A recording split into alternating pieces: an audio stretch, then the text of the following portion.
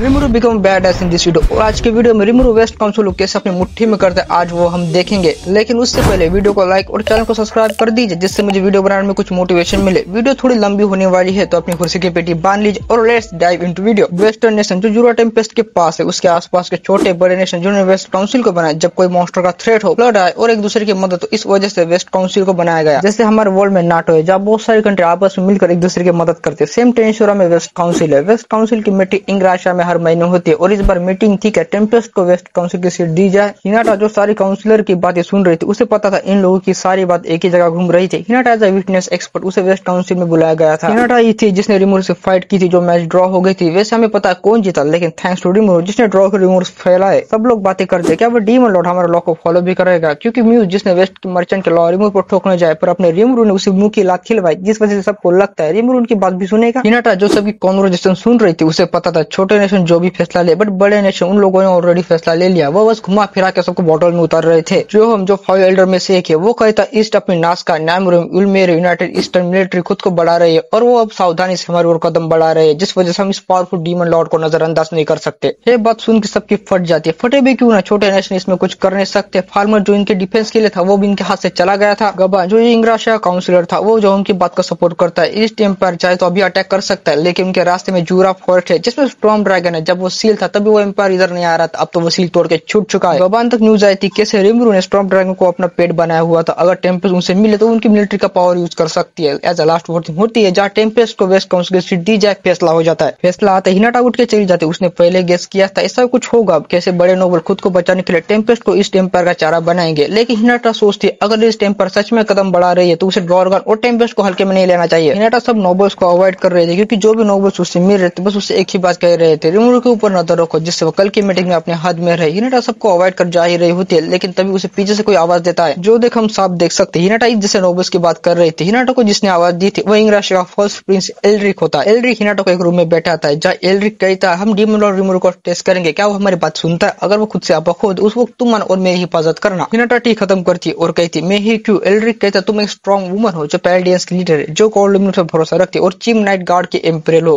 तुम जैसे स्ट्रॉन्ग पूरे वेस्ट नेशन में कोई नहीं। वैसे मैंने सुना था तुमने उस डीमन लॉर्ड से फाइट की थी और मैच ड्रॉ करी थी। हिनाटा है सुन के कहती मेरी एडवाइस उस डीमन लॉर्ड को टेस्ट मत करो और बात रही उसके साथ कहेगी मैच की अगर फाइट दोबारा होती है तो वहां मैं हार जाऊंगी, अब वो पहले से बहुत ज्यादा स्ट्रॉन्ग है। एल्ड्रिक के पीछे उसका बॉल गार्ड रीनार कहता लेडी हिनाटा तुम मेरे होते खुद को नीचा दिखाने की जरूरत नहीं है, ये ऑफिशियल रिक्वेस्ट अगर तुम हमारा साथ दो। लेकिन रीनार अपनी बात पूरी कर सके उससे पहले हिनाटा कहती है मैं नहीं दे सकती। वेस्टर्न होली एम्पायर रोबिलेस ने टेम्पेस्ट के साथ नॉन एग्रेशन ट्रीटी साइन की और मेरी वार्निंग उस डीमन लॉर्ड रिमूर को गुस्सा मत दिलाना, उस पर तुम ट्रस्ट कर सकते हो। इतना कहकर हिनाटा वहां से जाने लगती है। जाते हुए वो सोचती है इन्हें लगता है यही सही चांस है डीमन लॉर्ड रिमूर पर अटैक करने का, लेकिन उसका यहाँ आना इनकी जीतने के चांसेस नहीं बढ़ा सकते। लेकिन ऐसा भी हो सकता है, क्या पता है मुझे आगे कर खुद का काम करना चाहते हो, लेकिन देखने से ऐसा लगता नहीं। रिमूर इंग्राशा में बेनुमा रुसो शुना के साथ आ गया था। शियोन नॉर्मल रिमूर के साथ ही रही थी। इस बार रिमूर ने ऑर्डर दिया था उसे टेम्पेस्ट में रहने के लिए। रिमूर को पता था अगर शियोन साथ में आई तो वो ह्यूमन सिटी में कुछ ना कुछ तो गड़बड़ करेगी। रिमूर और बाकी सब क्लोथिंग सेंटर में कपड़े खरीद रहे होते हैं। रिमूर सबसे कहता है जो पसंद आए वो ले लो। आई में रिमूर किसको सैलरी नहीं देता तो वो सब कर ही सकता है। Shuna look always cute in new dress, Rimuru so handsome है तो उन पर कुछ भी जचता है। रिमूर कहता है जो भी पसंद है वो जल्दी ले लो। शुना कहती है अपनी ड्रेस लेंगे तभी वो उस शॉप का कलर का आता है जो रिमूर को अच्छे कपड़े कहा है वो बता सकता है। रिमूर उसके साथ चला जाता है। आफ्टर शॉपिंग सब योशिदा के एक स्टूडेंट के यहाँ कॉफी शॉप पर जाते हैं जहाँ रिमूर कॉफी को अच्छी तरह एक्सप्लेन कर कॉफी का मजा उठा रहा होता है, लेकिन पीछे से हिनाटा आती है और रिमूर से कहती है तुम्हारा ग्रोन अप का ओरा था वो इस पोंची क्यूट कपड़े के साथ माइनस हो गया। रिमूर भी कहता है मुझे लगा ही था किड सेक्शन कपड़े होंगे। शुना पीछे से कहती है लेकिन ये कपड़े आप पर बहुत जच रहे हैं। हिनाटा भी वहां बैठती है जहाँ वो टी ऑर्डर करती है। रिमूर साउंड प्रूफ बैरियर लगाता है जिससे उनकी बातें कोई सुन ना सके। रिमूर पूछता है तो क्या तुमने पता लगा लिया उस म्यूज के पीछे कौन है? वो बताता है म्यूज मर चुका है, लेकिन उसे भी पता नहीं वो कैसे मरा। जब वहां सोए पहुंचा तो ना कोई मैजिक डिटेक्ट हुआ और ना किसी पर्सन का ओरा, बस उसके सर में एक होल बन गया था। रिमूर ये सुन सोचने लगता है। राफेल उसे बताती है लगता है उसका प्लान फेल होने की वजह से उसे रास्ते से हटा दिया। रिमूर और कुछ सोच सके उससे पहले हिनाटा कहती है क्या पता स्नाइपर हो और क्या पता यूकी के पास भी एक हैंडगन हो। रिमूर हिनाटा गन्स की बातें करते हैं। शुना बेनीमारो सो इनकी बातें सुन कुछ समझ नहीं पाते। रिमूर सबको थॉट कम्युनिकेशन से गन दिखाता है। जब बेनीमारो का रिएक्शन नॉर्मल होता है सो इसे डेंजर सेंस करता है क्योंकि वो बॉडीगार्ड था तो उसे डेंजर चीजों को देख के पता लगा सकता था। शुना का रिएक्शन सबसे अलग था। वो इसे घर जाके खुद के लिए पैसे यूनिट बनाने की सोचती है। सच में शुना एक फियरसम वुमन है। राफेल कहती है जिसको गन्स के बारे में पता नहीं है उसके सामने कोई ऐसे मर गया तो इसके बारे में पता नहीं होगा। रिमूर भी कहता है अगर कोई उसके साथ चलते हुए गन की फायरिंग से मरा तो विदाउट नॉलेज लोग मुझ पर शक करेंगे। सो इंश्योर करता है कल की मीटिंग में खुद का बॉडी डबल बनाएगा और नजर रखेगा कि आप पर कोई इल्जाम नहीं आए। रिमूर हिनाटा से पूछता वो लोग हमें मीटिंग में क्यों बुला रहे हैं? हिनाटा उस मीटिंग में थी तो उसे पता था अभी हुए काउंसिल के सेशन में टेम्पेस्ट को सीट दी जाए ऐसे कहा है, पर वो तुमसे बहुत बहुत सारे क्वेश्चन करेंगे, तो इसके लिए तैयार रहना। वो तुमसे घुमा फिरा के सवाल करेंगे, तो उनसे बच के रहना। अगर तुम उनके ट्रिक में पड़े तो रूबिलस के लिए भी अच्छा नहीं है, जो तुमसे ऑफिशियल जुड़ा हुआ है। रिमोरू भी हिनाटा से कहता है तुम कुछ ज्यादा ही मेरी फिक्र कर रहे हो, अनलाइक यू मैं एडल्ट को आसानी से संभाल सकता हूँ। जो हिनाटा गुस्सा होती है, सो हिनाटा से पूछता है बहुत सारी इस रीजन के हाई नोबल मिनिस्टर है जो टेम्पेस्ट का फायदा उठाना चाहते हैं। हिनाटा भी जवाब देती है सही कहा, वो लोग टेम्पेस्ट को इस टेम्पर के खिलाफ ढाल की तरह यूज करने का सोच रहे हैं। जो सुन बेनुमारू कहता अगर वार होती है तो उन्हें हमारी मदद करनी पड़ेगी, जैसे ब्लू मून करता है, क्योंकि ब्लू मून के साथ ही हमारा सिक्योरिटी पैक्ट है। रिमोरू बेनुमारू के बात से सहमत होता है, हमें उस एम्पायर की चिंता नहीं करनी चाहिए। सोई पूछता है ऐसा क्यों? रिमोरू कहता है अगर ईस्ट को वेस्ट पर हमला करना है तो उसे 3 राउट से जाना होगा। फर्स्ट सी राउट, अगर शिप से गए तो वहां के समुद्री मॉन्स्टर आराम से शिप को डुबा देंगे। सेकंड राउट ऑर्गन के माउंट, अगर वहां से मार्च करते हुए जाएंगे तो वहां के ड्रैगन का सामना करना पड़ेगा। वो वहां से निकल गए फिर भी वेस्ट पहुंचने से पहले उनको बहुत ज्यादा डैमेज पहुंच जाएगा। और फाइनल राउट जूरा फॉरेस्ट, जहां मैं और वेल्डोरा ही उनका वेलकम करने। सोए और बेनुमारू भी कहते हैं पूरी दुनिया को पता चल गया सर वेल्डोरा जाग गए, जिस वजह से वो एम्पायर कोई गलत कदम नहीं उठा सकता। अगर सर रिमोरू डीमन लॉर्ड नहीं बने होते तो बात कुछ और थी, लेकिन वो डीमन लॉर्ड है, जिस वजह से उनका यहाँ ना उन पर ही भारी पड़ेगा। सोए कहता है लेकिन हमें उन्हें हल्के में नहीं ले सकते, क्या पता वो चुपके से कोई हम पर चाल चले। मुझे उन पर नजर रखनी होगी जिससे हमें उनको अच्छी तरह से समझ सके। रिमोरू सोचता है सोए सही कह रहा है, हम ऐसे खाली हाथ बैठ नहीं सकते। राफा रिमोरू से कहती है टेंशन की कोई बात नहीं, न्यू डाटा आते हम उन्हें संभाल लेंगे। हिनाटा भी सोए की बात से एग्री होती है, बस कुछ काउंसलर है जिन्हें इन खतरे का अंदाजा है, मुझे भी अपनी तरफ से कुछ इन्वेस्टिगेशन करनी होगी। रिमोरू सोचता है कमाल है, हिनाटा हमारे लिए सब भी करेगी। राफा रिमोरू को एक सजेशन देती है। रिमोरू हिनाटा से रिक्वेस्ट करता है तुम जाके मेरे लिए क्या ड्रैगन का स्ट्रक्चर देखोगी, क्या पता वो एक इन्वेजन राउट हो। हिनाटा भी कहते हैं ड्रैगन जो माउंटेन के बीच बसा हुआ है, हाँ वो भी एक इन्वेजन का रास्ता हो सकता है। हिनाटा हाँ करती है, वो ड्रैगन के स्ट्रक्चर को देखेगी। हिनाटा अब जाने लगती है, लेकिन वो रिमोरू से कहती है याद रखना काउंसलर तुम्हारी मिलिट्री को यूज करना चाहते हैं, बस तुम खुद को शांत रखना। रिमोरू भी बिग स्माइल के साथ कहता है तुम चिंता मत करो, इससे पहले मैं बहुत से ट्रिकस्टर लोगों से मिल चुका हूँ, मीटिंग वाल प्रोग्रेस से बस थोड़ी सी अलग होगी। हिनाटा सीरियस नजरों से कहते हैं कुछ इडियट्स है जो कल की मीटिंग में कुछ करेंगे तो वह संभाल के रहना। रिमोरू सारी टेंशन भुला के होटल की तरफ जाता है, जब वो आराम से कल की मीटिंग के बारे में सोचता है। लेकिन रास्ते जाते हुए हमारा क्यूट पहुंच रिमोरू सबका अटेंशन खींच रहा होता है। पूरा दिन बीत जाने के बाद वो दिन आ जाता है जहाँ रिमोरू वेस्ट काउंसिल को अटेंड करने वाला था। रिमोरू बंटन के रेडी था जेंटलमैन की तरह, वो खुश था अगर उन्हें सीट मिले तो ह्यूमन और मॉन्स्टर कोऑपरेटिव अलायंस कहेंगे। बेनुमारू पूछता है क्या इतनी आसानी से हो जाएगा? रिमोरू कहता है ह्यूमंस हमेशा लालची होते, उन्हें एंटरटेनमेंट के लिए हर बार नया नजरिया चाहिए जिससे वो आगे बढ़े, लेकिन हम उनसे पहली मुलाकात में इतनी उम्मीद भी नहीं लगा सकते। वैसे हिनाटा ने हमें वार्न किया था अगर हम उधर थोड़ा सा भी गुस्सा हुए तो वो अलायंस इधर ही खत्म हो जाएगी, जैसे खासकर मैं तुमसे कह रहा हूँ। बेनुमारू भी कहता है मैं शेयर और डियाब्लो की तरह जल्दी गुस्सा नहीं होता। रिमोरू बिल्डिंग में एंटर होता है, जब उसके आते ही लोग उसे घेर के फाउंडर फेस्टिवल की तारीफ करने लगते हैं। रिमोरू भी उनसे कहता है ऐसे और भी फ्यूचर में प्रोग्राम होंगे जहाँ आप आ सकते हैं। रिमोरू बातें कर ही रहा था तभी पीछे दूसरे नॉवल्स आते और कहते हैं तुम लोग सर रिमोरू को परेशान मत करो, तुम्हारा राज्य तो मैप पर नहीं दिखते, उन्हें तो इनसे मिलना भी नहीं चाहिए, अपनी औकात में रहो और सर रिमोरू को अकेला छोड़ दो। सो थॉट कम्युनिकेशन से रिमोरू को बताते हैं बड़े नेशनल काउंसिलर है और इनका दबदबा याद ज्यादा है। रिमोरू को नॉवल्स घेर लेते जब रिमोरू से कहते आप जैसा मॉन्स्टर सर रिमोरू को नॉवल्स से कैसे मिलना है पता नहीं होगा, आप टेंशन मत लीजिए हम आपको सिखा देंगे। रिमोरू थोड़ा गुस्सा होता है लेकिन वो नॉवल्स टॉपिक चेंज कर लेते हैं, आप जिस न्यू प्रोजेक्ट पर काम कर रहे हैं वो मैजिक ट्रिक हमारे यहाँ से भी जानी चाहिए। रिमोरू उनसे कहता है सब ऑर्डर के हिसाब से होगा, लेकिन वो नॉवल्स कहते हैं आप जैसा मॉन्स्टर ऑर्डर की बात कर रहा है, लेकिन वो नॉवल्स यहाँ नहीं रुके और भी ज्यादा वो ग्रीडी होते गए। लेकिन बीच में बेनुमारू और सोए आते हैं जिस वजह से रिमोरू को थोड़ा स्पेस मिलता है। रिमोरू उनसे कहता है सब हम बाद में देखेंगे, जिससे वो नॉवल खुश होकर वहां से चले जाते हैं। बेनुमारू कहता है कि हमें उन्हें ऐसे ही जाने देना चाहिए, वो लोग कचरे से भी गए गुजरे। सोए सुन के कहता है सर रिमोरू के लिए बस बच्चों का खेल ही है। सुना भी सोए से एग्री होते हैं। रिमोरू भी कवर अप करता है मेरे लिए बस बच्चों का ही खेल है। तभी वह काउंसिल के चेयरमैन आते हैं जो रिमोरू को बैठने के लिए कहते हैं। रिमोरू को चेयरमैन की सीट पर बिठाया जाता है जहाँ सबकी नजर रिमोरू पर थी, लेकिन रिमोरू देखता है इस मीटिंग में हिनाटा भी शामिल होती है। चेयरमैन मीटिंग शुरू करता है, अगर टेम्पेस्ट वेस्ट काउंसिल में शामिल होना चाहता है तो उसे 3 डिमांड्स को मानना पड़ेगा। रिमोरू भी कहता है वो सुनने के लिए तैयार है। पहली डिमांड होती है इंटरनेशनल मर्चेंट लॉ, जो रिमोरू को मानना पड़ता है। अगर वो इस रूल को फॉलो करेगा तो टेम्पेस्ट में और भी ज्यादा मर्चेंट्स आएंगे। Second demand access to Tempest economy, जो रिमोरू के लिए थोड़ा ज्यादा था। रिमोरू अपनी इंपोर्टेंट मटेरियल ऐसे ही थोड़ी देगा, लेकिन रिमोरू सोचता है टेक्नोलॉजी कॉपी करना इतना ईजी नहीं है, वैसे भी एक्सपोर्ट इंपोर्ट में होगा। बट वह ग्रेडी नोबल थे जो कह रहे थे टेम्पेस्ट पहले हमारे यहाँ मैजिक ट्रेन लाएगा। चेयरमैन उन्हें चुप करता है। और लास्ट और थर्ड डिमांड होती है टेम्पेस्ट की मिलिट्री जो इस टेम्पर से हमें बचाएगी। सारी डिमांड वेस्ट को एडवांटेज दे रही थी, लेकिन टेम्पेस्ट की मिलिट्री की वजह से रिमोरू का इंफ्लुएंस वेस्ट में बहुत बढ़ रहा होता है। चेयरमैन कहता है हमारी डिमांड्स, अगर टेम्पेस्ट को वेस्ट काउंसिल ज्वाइन करना चाहता है तो हम अपनी डिमांड्स रखिए, अगर आपको कुछ कहना है तो आप कुछ कह सकते हैं। रिमोरू बस देख रहा होता है और लिखना शुरू कर देता है। बेनुमारू चेयरमैन की तरफ बढ़ता है, जो देख चेयरमैन बहुत ज्यादा ही डर जाता है। बेनुमारू चेयरमैन को रिमोरू ने लिखे हुए पेपर देता है जो बड़ी अच्छे से लिखे हुए थे। रिमोरू का पेपर वर्क का काम हमेशा राफाएल संभालते हैं, जिससे रिमोरू को कोई टेंशन नहीं होती। रिमोरू सबसे कहता है मेरी शर्त है, अगर कोई चीज डिसएग्री करता है तो हम उसके बारे में बात कर सकते हैं। चेयरमैन थोड़ा रिमोरू से टाइम मांगता है कि वो इस पर चर्चा करेंगे। रिमोरू भी वेट कर रहा होता है। ऐसे करते 3 घंटे बीत जाते और चेयरमैन अपने हाथ में कागज के बंच ले रिमोरू के पास जाता है। रिमोरू उन पेपर को पढ़ने लगता है। चेयरमैन अपना मुंह छुपाए होता है। रिमोरू अपने सामने बड़े टेबल को लात मार के हवा में उड़ाता है। हिनाटा भी ये सब देख रही होती है। वो टेबल नीचे आके क्रैश होता है। रिमोरू सबसे कहता है क्या तुम लोग हमारे साथ किस तरह का मजाक कर रहे हो? रिमोरू यहाँ इन शर्तों को सुन गुस्सा था। वो शर्त ऐसी थी जिससे रिमोरू को गुस्सा आए। पहली शर्त थी मैजिक ट्रेन इंग्लैंड से होती हुई जाए और उसका सारा खर्च टेम्पेस्ट से उठाए। दूसरी शर्त है टेम्पेस्ट के वेपन वेस्टर्न आर्मी यूज करे, जिससे वेस्टर्न आर्मी और ज्यादा स्ट्रॉन्ग हो। तो टेम्पेस्ट में जो लैबिरिंथ है उसका ट्रेजर ह्यूमन काइंड के लिए यूज होगा, लेकिन वेस्ट काउंसिल उसके लिए भी अलग से टीम भेजेगी। और टेम्पेस्ट हमेशा अच्छा खासा टैक्स ईयरली बेसिस पर वेस्टर्न नेशन को देगा। फिफ्थ और आखिरी शर्त जो कुछ अजीब थी, अगली बार काउंसिल में टेम्पेस्ट की तरफ से ह्यूमंस आने चाहिए, ना कि मॉन्स्टर। रेमुरु सबसे कहता है तुम लोगों को पता है ना, जिसके लिए तुमने लिखा हुआ एक डीमन लॉर्ड है, तुम्हारी इन बेफालतू की बातों से मुझे तुम इंसल्ट कर रहे हो। तुम लोग चाहते हो मैं सब तुम्हें दे दूं? नोबस रेमुरु को शांत करने का करते, हमारी जो मांगे थी हमने फ्रेंडली वे में आपसे मांगे। रेमुरु के सर के ऊपर से पानी जा चुका था। रेमुरु सबसे कहता है तुम लोग हमें सेकंड क्लास की तरह ट्रीट कर रहे हो, तो इसलिए तुम खुद को किंग ऑफ द नेशन कहते हो कि तुम टेम्पेस्ट को नीचा दिखा सको। मैं जिनसे पहली बार मिला हूँ, मैं उनसे तो बेइज्जत नहीं हो सकता। लगता है तुम लोग अपनी हद भूल गए हो। रेमुरु शांत होता है और सोचता है मैंने गुस्से में आकर क्या कर दिया। वेस्ट काउंसिल में नहीं जुड़ने से कुछ नहीं होगा, लेकिन वो लोग सोचेंगे टेम्पेस्ट का एक रूलर एक मॉन्स्टर है जो डेस्क को लात मारता है। लेकिन राफेल कहते कोई प्रॉब्लम की बात नहीं, इधर स्पिरिचुअल इंटरफेरेंस हो रहा है जो सेम वेवलेंथ पर चल रहा था, जिससे लोगों की ब्रेन की थिंकिंग रुक जाए। पर रेमुरु ने डेस्क को किक किया था, उस वजह से अब स्पिरिचुअल इंटरफेरेंस हटाया जा सकता है। रेमुरु राफेल को परमिशन देता है और रेमुरु चुटकी के साथ वो वेवलेंथ तोड़ देता है। जैसे रेमुरु चुटकी बचाता है वैसे ही बाकी लोग होश में आ जाते हैं। रेमुरु कहता है पिछले सेशन में ऐसा कुछ नहीं हुआ था, लगता है सारे काउंसिलर अब होश में आ चुके। वैसे रेमुरु को सच में इसके बारे में कुछ नहीं पता होता, लेकिन थैंक्स टू राफेल वो सब रेमुरु को बताती रहती है। यूना कहते मुझे ऐसा लगा वो लोग कुछ स्ट्रेंज तरीके से बिहेव कर रहे थे, क्या उनकी स्पिरिट पर किसी ने काबू कर लिया था? रेमुरु कहता है कोई स्पिरिचुअल इंटरफेरेंस नहीं था, वो तो बस टनल विजन थी जो उनके सोचने का तरीका बंद करती थी। बेरीमारू को लगता है रेमुरु सच में गुस्सा होकर टेबल तोड़ दिया, लेकिन रेमुरु कहता है मैं और गुस्सा नेवर। हिनाटा भी जानती थी, जिस वजह से वो भी चुप थी, लेकिन रेमुरु सोचता है इसके पीछे कौन हो सकता है, क्या युकी हो सकता है? लेकिन वो ऐसे एविडेंस को पीछे नहीं छोड़ता। सोए कुछ नोटिस करता है और रेमुरु से कहता है कोई तो इस तरफ आ रहा है, हो सकता है वो कोई किसी आर्मर ग्रुप से हो। लेकिन दरवाजे को स्लैम करते हुए रीना और प्रिंस एल्ड्रिक आते हैं। रीना रेमुरु से कहता है तो तुम हो वो रेमुरु फूल जो खुद को डीमन लॉर्ड समझता है, खुद को इतना ऊपर मत समझो, बस तुम तीन ही लोग हो। रेमुरु सोचता आखिर है कौन जो मेरे मुंह के ऊपर आके मुझे फूल कह रहा है, क्या है कोई साजिश चला रहा है मेरे खिलाफ? रेमुरु कहता तुम रीना हो या जो भी हो मुझे पता नहीं, मुझ पर अपनी ट्रिक इस्तेमाल करके फाइट करना चाहते हो और तुम्हें लगता है तुम्हारे ऐसे रवैये से तुम यहाँ के कानून से बच पाओगे। रीना हंसता है और कहता है जिसने भी खुद एक टेबल तोड़ा वो ऐसी बात कर रहा है। रीना खुद के साथ एक और बुलाता है जो रेमुरु को पहनाते उस कब्जे में आ जाएगा। रेमुरु सोचता आखिर है कौन और क्या बात कर रहा है? राफेल उसे एक्सप्लेन करते हैं। रेमुरु कहता वो तो मुझे पता है, लेकिन ये और अब जो मिलिम ने पहना था और नाटक कर रही थी क्लेमेंट के वश में होने का, क्या वही है? राफेल उसे बताती है रियल वाला है, पर मेरे होते आप वो इसका इस्तेमाल नहीं कर सकता। चेयरमैन घबराता है और रेमुरु से कहता है लॉर्ड रेमुरु हमें इसके बारे में कुछ नहीं पता और हम में से कोई इसको सपोर्ट भी नहीं करता। लेकिन पीछे से गबान कहता है डोंट वरी चेयरमैन, मैंने ही इनको यहाँ बुलाया। जो हम कहता है मुझे इसके बारे में क्यों इन्फॉर्म नहीं किया? हिनाटा ये सब देख रही होती है, उसे पता था पिछले सेशन में वही दोनों काफी घुल मिल रहे थे, लेकिन अब क्या प्रिंस जोहम एक्टिंग कर रहे हैं और उनकी एक्टिंग साफ दिख रही है। गबान जोहम को शांत करता है और कहता है हम सब कुछ डीमन लॉर्ड से डरने की कोई जरूरत नहीं है। रीना जो इंग्राशा में सबसे ज्यादा स्ट्रॉन्ग है वो इस डीमन लॉर्ड को हराएगा और अपना पैदा बनाकर ऑक्टोग्राम को भी संभालेगा और इसके साथ वेल्डरा भी हमारे पास आएगा। काउंसिल के लोग इसका विरोध करते हैं, लेकिन एल्ड्रिक सामने आता है जो देख हिनाटा भी चेयर से खड़ी होती है और एल्ड्रिक से कहती है आखिर यहाँ क्या चल रहा है? मैंने आपसे कहा था कि कोई फूलिश काम मत करना। प्रिंस एल्ड्रिक मुस्कुराता है और कहता है डीमन लॉर्ड रेमुरु खुद यहाँ चल के आया और ऐसे चांस को हम कैसे छोड़ सकते हैं? क्या तुम उस डीमन लॉर्ड से इतनी डरती हो कि अपनी ह्यूमन काइंड को बचाने वाली पोस्ट को भी ठुकरा रही हो? रीनर हंसते हुए कहता है चाहे तुम पैलेडिस को चलाती हो, लेकिन तुम मुझे कभी हरा नहीं सकते। तुम तो इस कमजोर डीमन लॉर्ड को एक घाव तक नहीं दे सकी और क्या अपनी पैंट गीली कर वहां से भाग गई थी? ये बात सुन के मेरा और रेमुरु का रिएक्शन सेम ही था, क्या इस बंदे को मरना है? लेकिन रीना ही नहीं रुका, वो और भी ज्यादा हिनाटा की बेइज्जती करता जाता है। वो तो हिनाटा से ये तक कह डालता है मेरी उम्र हो जाओ, मैं तुम्हारा अच्छे से ख्याल रखूंगा। इस पॉइंट तक लगा भी से भगवान भी नहीं बचा सकते। लेकिन बीच में गबान कहता है वो सब छोड़ो, पहले उस डीमन लॉर्ड को वो पहना दो। हिनाटा प्रिंस एल्ड्रिक को एक मौका देती है अपनी गलती सुधारने का, लेकिन हिनाटा के पीछे से कुछ लोग आते हैं जो देख प्रिंस एल्ड्रिक की हिम्मत फिर से बढ़ती है। रेमुरु उन्हें पहचान जाता है तो गया और ग्रीन फ्यूरी है, लेकिन ये तीसरा बंदा कौन है? एल्ड्रिक कहता है हुड में जो आदमी है वो मर्सिडीज ग्रुप का सन ऑफ वेल्स का लीडर है। मैंने इस टीम को असेंबल किया जो डीमन लॉर्ड को डिफीट कर सके। तुम देख रहे हो डीमन लॉर्ड तुमसे ज्यादा पावरफुल लोग यहाँ है, जिस वजह से तुम मेरे आसपास किंग जैसा बर्ताव नहीं कर सकते। रेमुरु बैठ के बातें सुन रहा था। हिनाटा वार्न करती है आप मुझे नजरअंदाज कर रहे हैं, मतलब आप वेस्टर्न होली चर्च को भी नजरअंदाज कर रहे हैं, आप इसके कॉन्सिक्वेंसेस के लिए तैयार तो है ना? एल्ड्रिक कहता तुम बस अपनी जगह पर बैठ के तमाशा देखो, मैं कैसे इस डीमन लॉर्ड को हराता हूँ और मैं कोई मुसीबत खड़ी नहीं कर रहा हूँ वेस्टर्न होली चर्च के लिए। लेकिन हिनाटा गुस्से से कहते मुझे यह काउंसिल ने इसलिए बुलाया था कि मैं सब लोगों पर नजर रखूं जिससे कोई अपनी लाइन क्रॉस नहीं करे। काउंसिलर और चेयरमैन हिनाटा की बात को सपोर्ट करते हैं। मर्सिडीज ग्रुप का लीडर भी एल्ड्रिक से कहता है हमारा कॉन्ट्रैक्ट आपको बस बॉडीगार्ड करना है, इसके ऊपर आप जाएंगे तो आप हमारे कॉन्ट्रैक्ट की शर्तों को तोड़ रहे हैं। ग्रीन फ्यूरी टीम के लीडर भी कहते हैं डीमन लॉर्ड रेमुरु सच में खतरनाक पर्सन। एल्ड्रिक सबसे कहता है मेरे लिए खड़े हो जाए और इस डीमन लॉर्ड को हराने में मेरा साथ दीजिए। रेमुरु एल्ड्रिक से कहता है अपनी बकवास कम नहीं थी, अब तुम वोटिंग भी करवा रहे हो। एल्ड्रिक कहता है मैं बस डेमोक्रेटिक वे में वोटिंग कर तुम्हें इसमें भी हराऊंगा। राफेल रेमुरु से कहती मेरे पास एविडेंस है, कौन से काउंसिलर इसकी तरफ झुके? रेमुरु राफेल से कहता अभी तुमने एविडेंस कहा, लेकिन तुम्हारे पास एविडेंस आए कहां से? राफेल बताते हैं सो इन हर कंट्री पर नजर रखी है जिससे उसने मुझे रिपोर्ट बनाई है किस नेशन ने क्या लिया है इसके लिए। लेकिन राफेल कहते इसकी कोई जरूरत नहीं, इसकी बिना भी विक्ट्री आपके हाथ में है। एल्ड्रिक क्या बोल ही जा रहा था। रेमुरु से कहता प्रिंस एल्ड्रिक रियलिटी को एक्सेप्ट करो। एल्ड्रिक समझ नहीं पाता। हिनाटा पीछे से मॉक करते प्रिंस एल्ड्रिक पहले नजर तो डालिए आपके सपोर्ट में कितने लोग खड़े हुए हैं तो आपको समझ में आएगा। मेजॉरिटी लोगों ने आपके खिलाफ वोट दिया है। एल्ड्रिक को विश्वास नहीं होता। रिमरू खुश था उसे ऐसे देख। गबान चिल्लाते हुए कहता, तुम लोग भूल गए हमने जो प्रॉमिस किया था तुम्हारी कंट्री के साथ। चेयरमैन उसकी तरफ देखता, इसका मतलब बताओगे? रिमरू कहता है, एंटी फ्लड कंस्ट्रक्शन जो रायविच में food supply over in Canada और भी राज्य है जिससे तुमने ऐसे प्रॉमिस किया। अगर तुम हमारे ऑर्डर्स को नहीं मानोगे तो हम तुम्हारे अपनी कंट्री से रिश्ते तोड़ देंगे। गबान इधर घबरा जाता है, आखिर तुम्हारे पास कैसे आया? रिमरू कहता है, मेरा भी एक स्टाफ है, वैसे है उस ओरिजिनल की बस कॉपी है। लगता है तुम इस सच को मान रहे हो। अब गबान की पोल खुल चुकी थी। जो लोग एरिक के लिए खड़े थे वो बैठने का ट्राई करते, लेकिन रिमरू ने स्टिकी थ्रेड से उन्हें बांध दिया था जिससे वो एक ही जगह बंद गए थे। रिमरू उनसे कहता है, तुम लोग अभी बैठ नहीं सकते। जिसने प्रिंस एलरिक को वोट दिया है। रीनार गुस्सा होता है और रिमरू को हरा के प्रॉब्लम सॉल्व करने का सोचता है। चेयरमैन इसे रोकने का करता है, लेकिन उसे रीनार के लोग धर लेते हैं। रीनार और रिमरू के बीच हिनाटा आते और उसे अपनी इंसल्ट का बदला लेना था। रिमरू को लगता अब तो है गयो, अब इसे कोई नहीं बचा सकता। रीनार अपनी तलवार निकालता है और हिनाटे की तरफ पॉइंट करता है और उससे कहता है, मैं तुम्हारा सेट होने का आज सबके सामने लाऊंगा। गया रिमरू से भिड़ने की बात करता है, उसकी होली स्वॉर्ड के सामने वो डीमन लॉर्ड भी टिक नहीं पाएगा। रिमरू खुद से लड़ने से उसकी टेम्पेस्ट की रिपुटेशन खराब हो जाएगी, जिस वजह से वो बेनमारू को भेजने का सोचता है। लेकिन शूना आगे आती है और कहते हैं, मैं सर रिमरू को सबसे ज्यादा रिस्पेक्ट करती हूँ और मानती हूँ और मैं उनके खिलाफ एक शब्द भी नहीं सुन सकती। रिमरू थोड़ा शौक होता है, लेकिन उससे ज्यादा शौक तो बेनमारू होता है। गया हंसता है, मैं औरतों और बच्चों पर हमेशा इजी जाता हूँ। बेनमारू रिमरू से कहता है, क्या मुझे बीच में जाना चाहिए? रिमरू उसे मना करता है क्योंकि शूना ने ऑलरेडी अपने स्किल से सब कुछ देख चुकी थी। इधर रीनार हिनाटा पर अटैक करता है, लेकिन हिनाटा उसका हाथ पकड़कर धड़ाम से जमीन पर दे मारते हैं। रीनार को विश्वास नहीं होता अभी क्या हुआ। हिनाटा उससे कहते हैं, क्या हुआ, तुम तो सबसे ज्यादा स्ट्रॉन्गेस्ट है ना। गया भी इधर शूना पर हमला करता है, लेकिन शूना अपने फैंस उस अटैक को रोकती है और उसके साथ ही उसकी होली शॉट को भी तोड़ देती है। गया को भी अपनी आंखों पर विश्वास नहीं होता। शूना उससे कहती है, वो एक भंगार से ज्यादा कुछ नहीं है। गया फिर से अटैक करता है, लेकिन शूना उसे आसानी से मार रही होती है। वैसे वो मारना कम है और बेइज्जती ज्यादा लग रही थी। गया कैसे कर शूना के पकड़ से छूट जाता है, लेकिन शूना उसे लात मार के गिरा देती है। रिमरू कहता है, शूना मार्शल आर्ट में बहुत अच्छे। बेनमारू बताता है, शूना भाकुरे से जिजुत्सु भी सीख रही है। गया देखता है शूना प्रे कर रही होती है और उसके साथ वो मुझे लगा था कि वो कुछ नॉर्मल अटैक करेगी, पर वो डिसइंटीग्रेशन स्पेल यूज करती है। रिमरू को लगता है शूना ने उसे मार दिया, लेकिन वो जिंदा था, बस उसके शरीर पर कोई कपड़े नहीं बचे थे। शूना कहते हैं, मुझे स्पेल को यूज नहीं करना चाहिए था, बस अभी मैं सीख ही रही हूँ। जो सुन गया कि तो बहुत बुरी वाली फट जाती है। रिमरू सोचता है, मैंने बस इस एडल्ट मैन के साथ होली मैजिक पर रिसर्च करने को कहा था, लेकिन शूना इतनी जल्दी डिसइंटीग्रेशन स्पेल को मास्टर करके लगा नहीं था। एलरिक रीनार से कहता, अब खेल बंद करो और उस डीमन लॉर्ड को हरा दो। रीनार या हिनाटा को देख के बहुत डर जाता है, ऐसा लग रहा था कोई बच्चा अपनी मॉम से डर रहा है। हिनाटा रीनार को देख रही होती है। हिनाटा कहती है, क्या हुआ, तुम मेरे पास नहीं आ रहे? रुको, मैं ही तुम्हारे पास आते। जो देख रीनार नीचे ही बैठ जाता है और अपने सर पकड़ के कहता, मैं इस वुमन को तो कभी हरा ही नहीं सकता। रिमरू एलरिक के पीछे आता है और उससे कहता है, लगता है अब सब ठीक हो गया, अब तुम आगे क्या करोगे? और जो प्रिंस एलरिक के साथ काउंसलर मिले थे, क्या उनके नेशन की तरफ से काउंसलर पर हम भरोसा कर सकते हैं? सब लोग रिमरू को मनाने में लग जाते हैं। रिमरू हैप्पी था, अब जो सेटल जो हो गया था, लेकिन राफेल मर्डर इंटेंट डिटेक्ट करती है और उसका टारगेट प्रिंस एलरिक था। रिमरू अपने मैजिशियन से देखता है, उसे यहाँ से 1 किलोमीटर की दूरी पर ग्लेंडा दिख जाती है। ग्लेंडा को हमने लास्ट बार डियाब्लो से फाइट कर भागते हुए देखा था। ग्लेंडा अपने हाथ में हैंडगन लेके खड़ी थी। रिमरू को लगता है इतनी दूर से हैंडगन की बुलेट तो आ नहीं सकती, लेकिन ग्लेंडा फायर करती है। उसकी फायर की हुई बुलेट के सामने एक छोटा सा पोर्टल ओपन होता है जो ठीक प्रिंस एलरिक के पीछे आता है। रिमरू इसे नोटिस करता है और जल्दी से बेल्ज़ेबब स्किल यूज करता है, जिससे वो बुलेट एलरिक को लगे उससे पहले रिमरू रोक देता है। हिनाटा और वेड नोटिस करते हैं और वो एलरिक के पास जाते हैं, लेकिन एलरिक को कुछ समझ नहीं आता अचानक से क्या हुआ। हिनाटा रिमरू की तरफ देखती है जहाँ रिमरू अपने हाथ में बुलेट लेके खड़ा था। हिनाटा चेयरमैन को बुलेट दिखाते और कहते, इसे चलाने के स्पेशल टूल की जरूरत पड़ती है। अगर प्रिंस एलरिक को बुलेट हिट हो जाती तो इसका सारा इल्जाम रिमरू पर आ जाता। एलरिक को अब सब समझ आता है, उसे फूल बना के उसको टारगेट बनाया गया, लेकिन रिमरू उसे चीयर अप करता है। जो सुन एलरिक भी कहता, मैंने सोचा नहीं था एक डीमन लॉर्ड मोटिवेशन भी दे सकता है। एलरिक समझ जाता है उसे इसमें फंसाया गया, लेकिन एलरिक गबान की तरफ देखता है और कहता है, तुम्हारा इस पर क्या कहना है, क्योंकि तुम ही मेरे पास से प्रपोजल लेके आए थे। गबान इसका प्रूफ मांगता है। एलरिक के पास इसका कोई प्रूफ नहीं था, इसके पीछे गबान का हाथ। वो तो कहता, मैंने बस प्रिंस को इधर बुलाया, लेकिन वो ऐसा करेंगे मुझे भी नहीं पता था। लेकिन तभी इंग्राशय के करंट किंग अगेरिया आते हैं, जो रिमरू से माफी मांगते, as a father not a king. Rimuru भी कहता है, इसकी कोई बात नहीं, बस आगे ऐसा ना हो इसका ख्याल रखना। इसके साथ टेम्पेस्ट और इंग्राशय के फ्रेंडली रिलेशनशिप बिल्ड होते हैं। किंग अगेरिया गबान को मैजिक इन्वेस्टर के हाथों पकड़वाता है। मुझे नहीं लगता आप गबान बचने वाला, ऐसे मास पावर पर हम भरोसा भी नहीं कर सकते। और इसके साथ टेम्पेस्ट को एज अ कंट्री एक्सेप्ट करते और उसे काउंसिल की सीट दी जाती है, और इसके साथ वेस्ट की मिलिट्री अब टेम्पेस्ट को प्रोटेक्ट करेगी। और इसके साथ ही मीटिंग खत्म होती है और रिमरू इन सब चीजों से फ्री होता है। ग्लेंडा जिसने गन फायर की थी उसे समझ नहीं आता आखिर क्या हुआ, क्योंकि उसकी स्किल बुलेट को टारगेट के 20 इंचेस के पास पॉइंट करती है, जहाँ कोई रिएक्ट भी नहीं करवाता। ग्लेंडा कहते हैं वो फिर से वो डीमन का मास्टर ही बीच में आ गया, लेकिन उसके पीछे से कोई कहता है, लगता है तुम सर रिमरू कुछ ज्यादा अंडर एस्टिमेट कर रही थी। और वो पीछे देखती है जहाँ सोए खड़ा होता है। आज के लिए बस इतना है, वीडियो लंबी हो गई और मैं इससे ज्यादा लंबी वीडियो नहीं बना सकता, तो मिलती है इसके पार्ट 4 में। और जाने से पहले एक बात जरूर कहूंगा, सब्सक्राइब द चैनल।